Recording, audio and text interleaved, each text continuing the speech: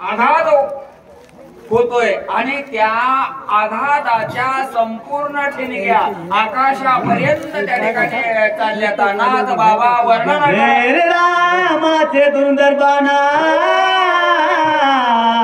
निवारणचे के रावणा वेदोनी अंग त्राणा अंगी संपूर्ण आधारत्या. वर्ण कालेत ब्रह्मांडाचा नायक महाराज राजा रावणांच्या अंगावर बाणांचा वर्षाव कालेत. त्या बाणांचा वर्षाव महाराज राजा रावणांना निर्दळन करता येईना. मग महाराज घाय भरला, काय करू लागले. धनुष्येचे दिले हाती हाती रतीचा मारिला सारथ्या रतीचे वारू पाडिले क्षिते केला विरती लंकेशा. संपूर्ण रथ महाराज छदन केला. रथाला जुंपलेले महाराज घोडे आणि जमिनीवर त्या ठिकाणी पाडले. विरत केलेला राजा रावण काय करू लागलेला आहे. छत्रपात मुकुट पात ध्वज पात रथ पात आतवा झाला का पात रणिर गुणात खवळला.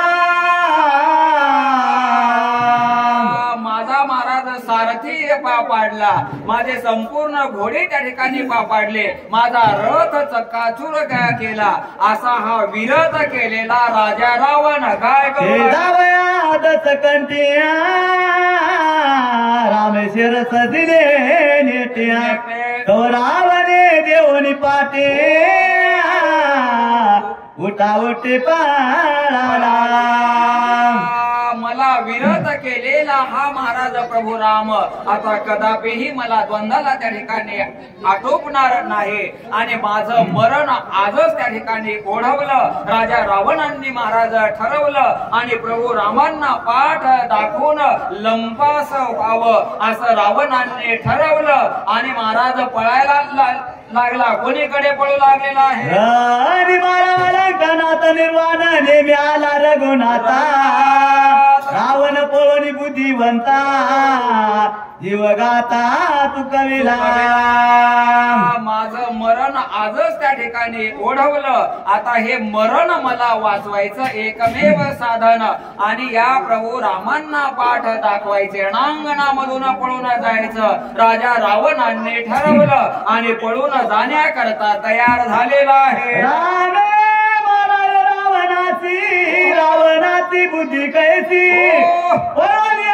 भूमीची आपापणाची वाचविले. मला हा मारणार आणि आता मला तर मरायचं नाही. एकमेव साधन आता पळून जायचं. राजा रावणांनी मला त्या ठिकाणी विचार केला आणि संग्रामामधून पळून जाण्याकरता तयार झालेले आहेत. मारी पळत्याचे एकले आहे रावणाच्या पळवण्याला गळगेच्या आपापणाची वाचव्या. राजा रावणांनाही हेही मला त्या ठिकाणी ज्ञात की पळत्याच्या पाठीमागे हा प्रभू राम कदापिही त्या ठिकाणी बाण मारणार नाही. मग माझं मरण त्या ठिकाणी चुकवायचं, मग महाराज पळून जायचं. एकमेव तेच साधन राजा रावणांनी त्या ठिकाणी केलं आणि रणांगणामधून पळून जाऊ लागला. रामबाणी जर्जरी भूता रावण झाला ताता काय नतले पुरुषाता मागे पळतात दाक्या.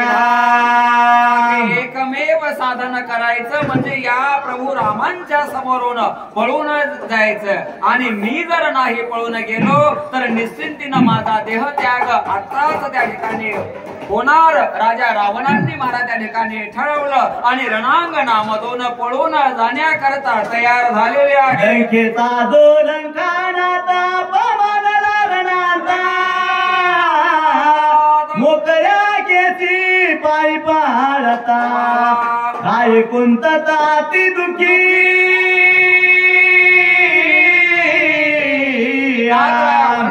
महाराज विरत झालेला राजा रावण महाराज केस संपूर्ण त्या ठिकाणी विस्कटलेला बुगुट बाजूला पडलेला केवळ मरण वाचवण्याकरता रणांगणामधून पळून गवळ्याची तांडवाते गदा पळती सिया घात्या गरुड परिसर पात्या ते रावणा ते श्रीरामा माझ्याच्या झोकानं महाराज ढग पळावेत किंवा एखाद्या सिंहाच्या गर्जनेनं महाराज कोल्हे पळावेत किंवा महाराज गरुडांच्या फडत्कारानं साप नावाचे दैवता त्या ठिकाणी पळावे तद्वत त्या न्यायाप्रमाणे राजा रावण रणांगणामधून पळू लागले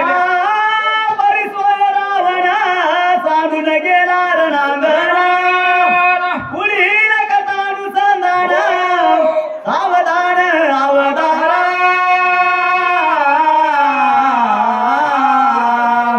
नात्रावर्ण काढित महाराज हा शक्ती आघातामधील अध्याय क्रमांक पहिला आणि राजा रावणाने महाराज हा मोठा त्या ठिकाणी पराक्रम केला पण स्वतःचं मरण वाचवण्याकरता रणांगणामधून पळून त्या ठिकाणी लंकेकडे निघाला. आता लंकेमध्ये जाऊन तो नेमकं काय काय करेल नात्राय वर्णन करू जनार्दना शरणा रणी पळवून रावणा उठवावया लक्ष्मणा कृपाळू प्रतला रावण रणांगणामधून पळाला आणि माझा बांधव महाराज रणांगणामध्ये त्या ठिकाणी पडला. म्हणून ब्रह्मांडाचा नायक प्रभू राम महाराज लक्ष्मणाकडे त्या ठिकाणी कशा प्रकारचं जातील. अरे ज्याच्या करता माझ्या आईनं माझ्या सोबत त्या ठिकाणी पाठवलं आणि त्यांना अर्धवट डावावर त्या ठिकाणी सोडून जाणे मला कदापिही त्या ठिकाणी शक्य नाही असा महाराज पुष्कळ त्या ठिकाणी शोक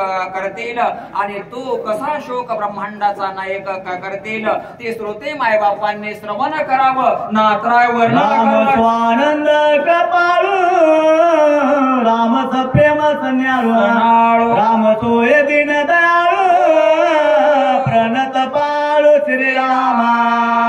राम कोण महाराज राम कृपाळू राम कोण महाराज राम स्नेहाळू. आणि नाथ बाबा पुढे त्या ठिकाणी बोलतात प्रणत पाळू म्हणजे ज्याला महाराज शरण केला या लागी शरणांगता शरण मीची एको.